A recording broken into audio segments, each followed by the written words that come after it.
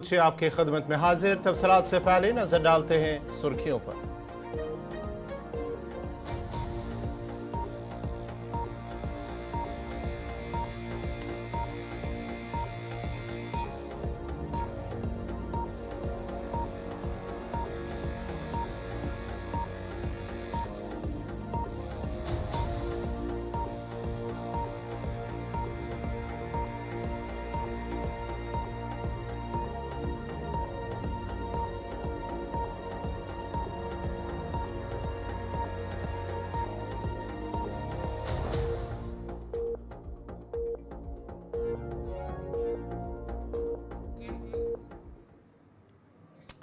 और अभी खबरों की तफसील। सबसे पहले बड़ी खबर जहां पर आ रही है उधमपुर से, जहां पर एक बार फिर फोर्सेस और मिलिटेंटों के दरमियान गोलियों का तबादला हुआ है। फोर्सेस और मिलिटेंटों के दरमियान बसंतगढ़ का ऊपरी जंगली इलाका है, जहां पर फोर्सेस और मिलिटेंटों के बीच आज दोपहर गोलियों का तबादला हुआ है और वक्फे से दोनों तरफ से गोलियों का तबादला इस बीच जारी है। आपको बताते चले, फोर्सेस और मिलिटेंटों के दरमियान ये बसंतगढ़ का ऊपरी इलाका है, पहाड़ी इलाका, जहां पर 4 मुश्तबे अफराद के देखे जाने के बाद फोर्सेस की जानिब से ऑपरेशन चलाया गया, सर्च ऑपरेशन चलाया गया और इस बीच आज दोपहर गोलियों का तबादला हुआ है। गोलियों की आवाज जब सुनी गई है तो उसके बाद ही फोर्सेस ने भी गोली का इस्तेमाल किया और जो जराये के हवाले से खबर आ रही है कि गोलियों का तबादला दोनों तरफ से हुआ है।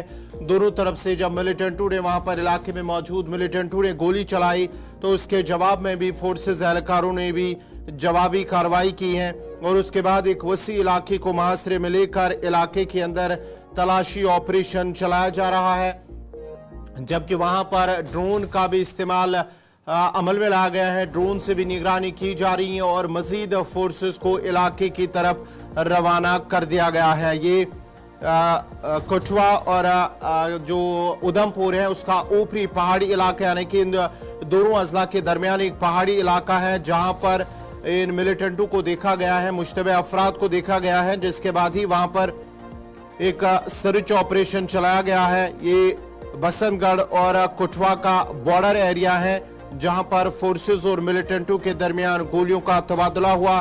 पीआरओ डिफेंस जम्मू की जानिब से इस हवाले से इस खबर की तस्दीक की गई है कि एक मुसद्दिका इतला मिली थी, जिसके बाद फोर्सेस ने इलाके में सर्च ऑपरेशन चलाया और सर्च ऑपरेशन के दौरान वहां पर गोली चली है और फोर्सेस ने भी गोली का इस्तेमाल किया है और दोनों तरफ से कुछ देर तक गोलियों का तबादला हुआ। ताहम इलाके में बड़े पैमाने पर सर्च ऑपरेशन इस वक्त जारी है।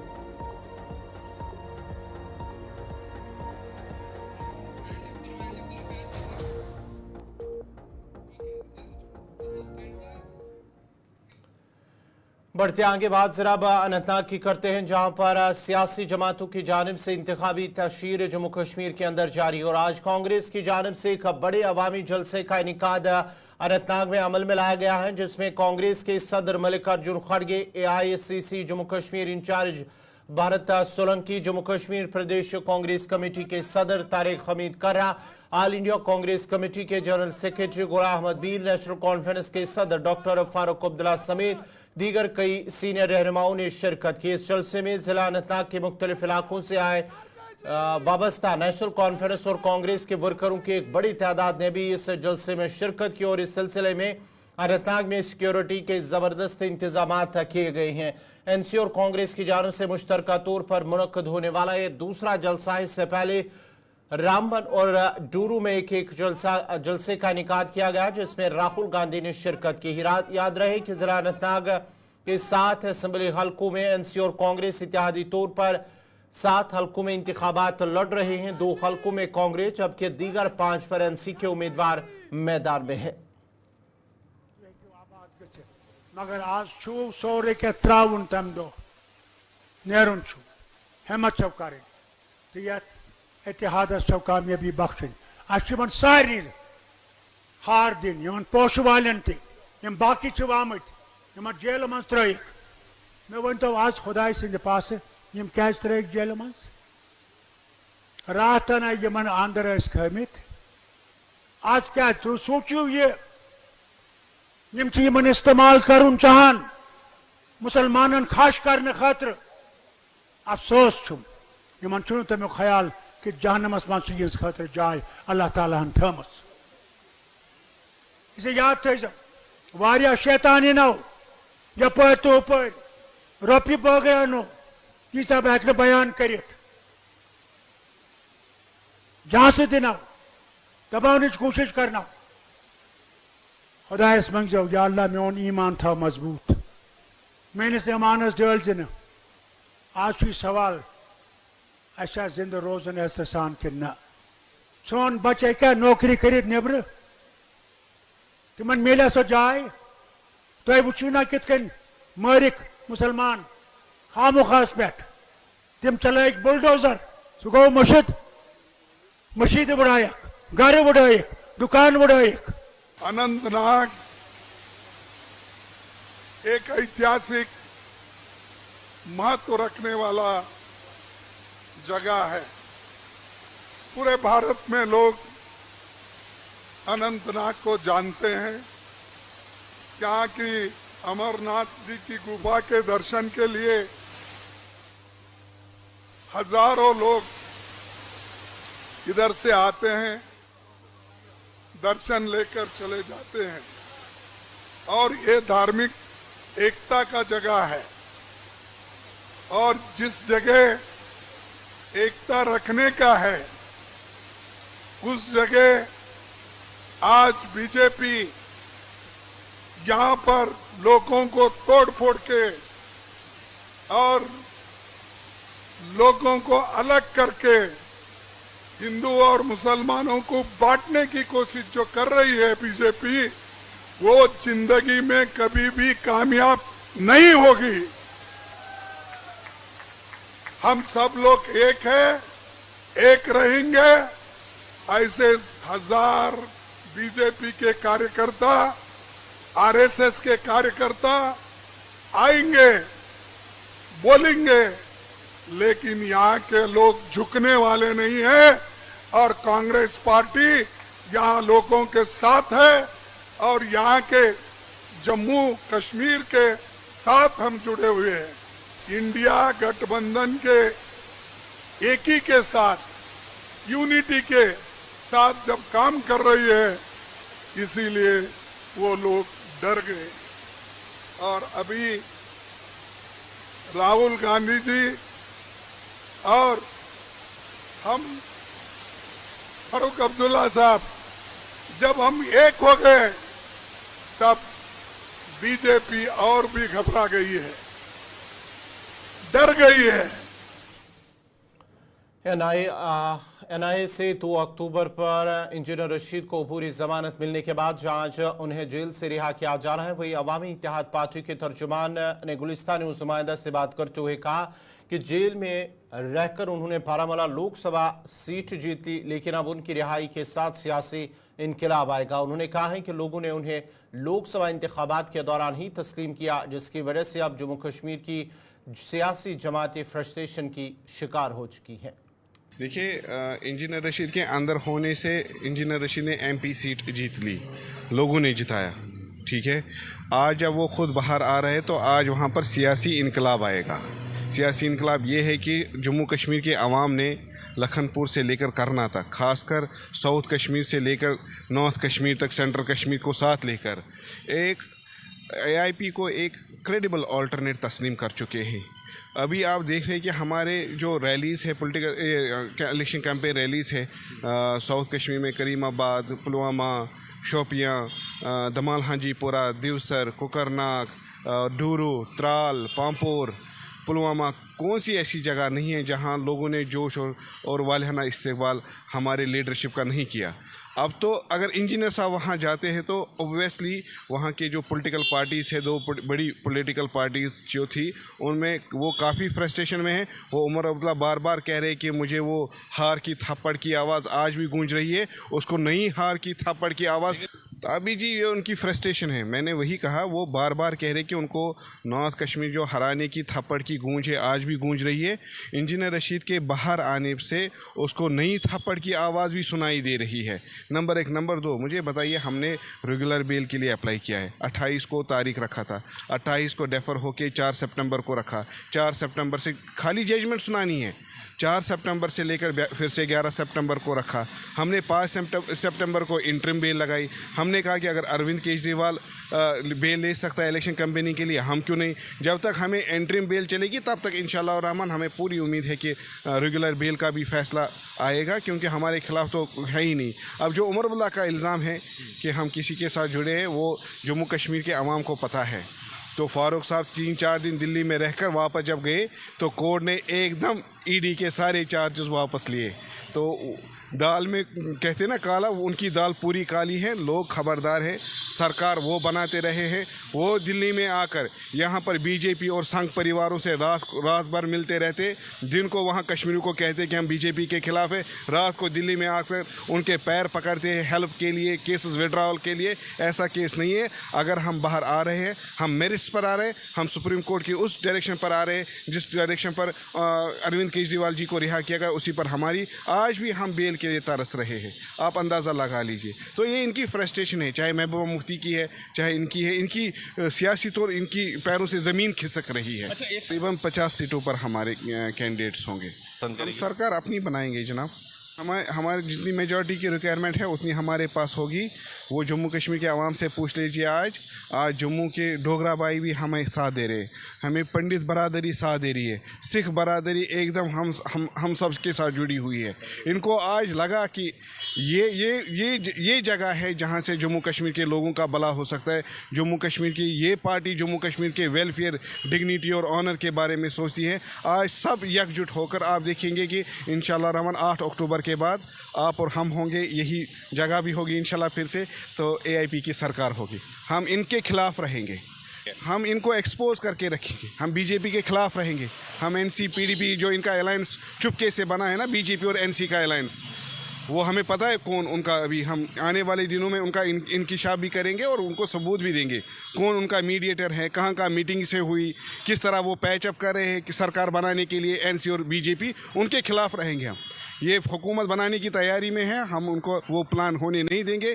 लोग वहाँ अगर हुकूमत बनेगी वो AIP की बनेगी, कश्मीरी अवाम की मंशा, जम्मू कश्मीर के अवाम की मंशा, ये मंशा सेंटिमेंट्स और एस्पिरेशन को जो रिप्रेजेंट करती होगी उनकी बनेगी। हम BJP को वहाँ सरकार बनाने नहीं देंगे।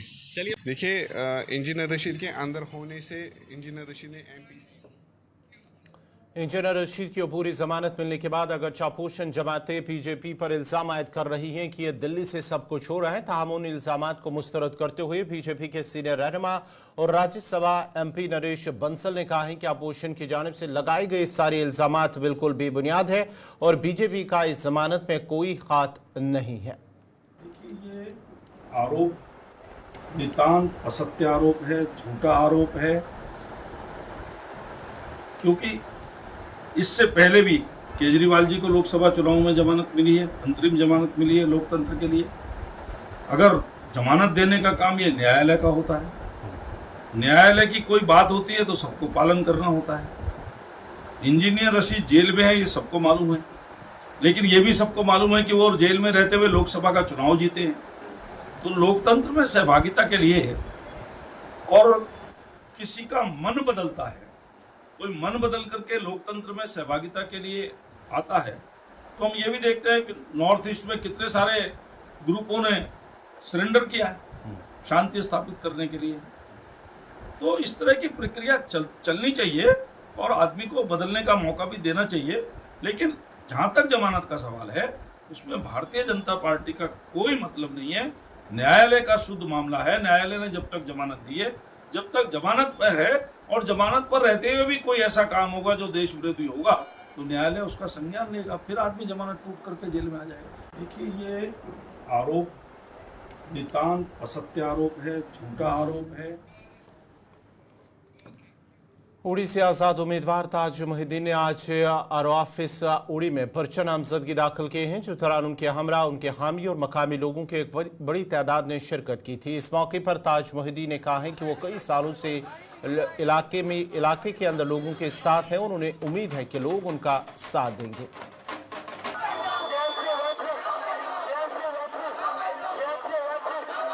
प्यार तो है, 30 साल से मैं यहाँ हूँ, तो प्यार तो है। देखिए, ये तो जमहूरियत की एक बुनियाद है, नेशनल कॉन्फ्रेंस। कांग्रेस के सीनियर लीडर और आरएसपुरा साउथ से पार्टी के उम्मीदवार रमन भला ने आज पर्चा नामजदगी दाखिल किए हैं। जिस दौरान उनके हमरा पार्टी लीडरान और कारकुनों की एक बड़ी तादाद मौजूद थी। इस मौके पर रमन भला ने गुलिस्तानी नुमाइंदा शिल्पा शर्मा से बात करते हुए कहा कि जम्मू कश्मीर के लोगों ने बदलाव का मन बना लिया है और उन्हें उम्मीद है कि वो भारी अक्सरियत से जीत दर्ज करेंगे। हमें मुकाबले की बात ही नहीं है। यहाँ पे जम्मू कश्मीर के लोगों ने मन बना लिया बदलाव का, क्योंकि जिस ढंग से भाजपा ने जन विरोधी नीति यहाँ पे अपनाई, नौजवानों को जो उनकी उम्मीदें थी उस पर खरा ना उतरते हुए उनको जख्म यहाँ पे दिए। रिफ्यूजी का बहुत बड़ा मुद्दा था, लेकिन जब भाजपा ने मैनिफेस्टो बड़े बड़े अखबारों में एक एडवर्टाइजमेंट के ज़रिए अपनी बात रखनी चाहिए तो वो रिफ्यूजी का मुद्दा भूल गए। हमें अफसोस है। इसलिए रिफ्यूजी बरादरी ने भी मन बना लिया कि हम उसी सरकार के साथ चलेंगे जो 30 लाख का पैकेज देगी, और मनमोहन सिंह जी की कमिटमेंट है, हम इस चीज़ को आगे ले जाएंगे। आम जनता क्या लगता है, कितना समर्थन देगी, कितना प्यार देगी, कितना? जहाँ पर हमारे कांग्रेस के प्रत्याशी फार्म भर रहे हैं तो लोगों की भीड़ वहाँ पे है, लोग समर्थन यहाँ पे कर रहे हैं। लोगों ने मन बना लिया कि जुमलों वाली सरकार अब जम्मू कश्मीर में नहीं चलेगी। एक ही रियासत में 2 यूटी टेरिटरी दे के हम लोगों को भेड़ बकरी समझा और टेस्टिंग लेबॉर्ट्री भाजपा ने समझा, और लोग बेसब्री से इंतज़ार कर रहे थे कि कब जमहूरियत का हो। ये लॉ अबाइडिंग सिटीज़न है जम्मू कश्मीर के और पीस लविंग सिटीज़न है, तो वो मंच उनको मिला है। और मैं सुप्रीम कोर्ट का भी शुक्रिया अदा करता हूँ कि उनके हस्तक्षेप के बाद मौका तो मिला। ये डेमोक्रेटिक प्रोसेस है, लेकिन हमें अधूरा हाफ हार्टेडली भाजपा ने जो डेमोक्रेसी को बहाल करने के लिए प्रतिक्रिया उठाई थी, उसमें आज भी हम महसूस करते हैं कि एलजी साहब जम्मू कश्मीर के लिए ज़रूरी नहीं, गवर्नर ज़रूरी है, फुल फ्लेज स्टेट ज़रूरी है। और चीफ मिनिस्टर की पावर्स को डिल्यूट करना ये दर्शाता था कि भाजपा के हाथ से वो ज़मीन उनकी खिसक गई है। इसलिए वो बैकडोर जरिए से डबल इंजन का प्रशासन चलाना चाहते थे। इसलिए लोगों ने मन बना लिया कि जो सरकार नौजवानों की हक की बात ना करे उस सरकार को बदलना ज़रूरी है। आखिरी सवाल रहेगा, जिस सरकार में चिट्टा, नशा, ड्रोन, नार्को टेररिज्म भी बढ़े, लॉ एंड ऑर्डर को मेंटेन ना कर पाए, जहाँ पे फौजियों की शहादत चलते रहे और जुमलों की बरसात हम सुनने के लिए तैयार नहीं। आज वो आंखें से आंखें डालने वाले लोग कहाँ पे गए, हम उनकी तलाश करते हैं। आखिरी सवाल रहेगा, 2014 में बीजेपी की लहर देखने को मिली, क्या 2024 में उन लहरों में बदलाव होगा? बदलाव तो शुरू हो गया जब leader of opposition Rahul Gandhi बन गए। अब उनकी चलेगी नहीं। जो वो बात करना चाहते थे बिल जन विरोधी नीति, तो वो राज्यसभा में रद्द होना शुरू हो गया। तो ये दर्शाता है कि 400 का आंकड़ा 240 में सिमट गया। अब 240 में 24 तक पहुँचेंगे, 2 में कब पहुँचेंगे, पुरानी हिस्ट्री हो जाएगी। शिया वक्फ बोर्ड के क़याम को लेकर शिया लीडर आगा सईद मुंतज़िर महदी ने रद्दमल जाहिर किया है। याद रहे कि मेंबर पार्लियामेंट श्रीनगर सईद आगा रुहुल्ला महदी को इंतजामिया ने शिया वक्फ बोर्ड के क़याम के लिए एक ख़त लिखा, जिसमें शिया लीडरान ने नाराज़गी का इजहार करते हुए सवाल उठाए हैं। ये बात है कि जब ये आया है, यहाँ के लोगों ने ये फैसला किया है, वो इस बात पर यकीन रखते हैं कि रियासत और दीनी उमूर ये 2 अलग अलग चीज़ें हैं, इनका मिलाप नहीं हो सकता है। रियासत का काम है लोगों को बुनियादी ज़रूरियात फराहम करना, न कि दीनी उमूरात में दखल देना। आर्टिकल 25 या 26 वो खुद कहता है कि रियासत का मजहबी उमूर में कोई दखल नहीं है।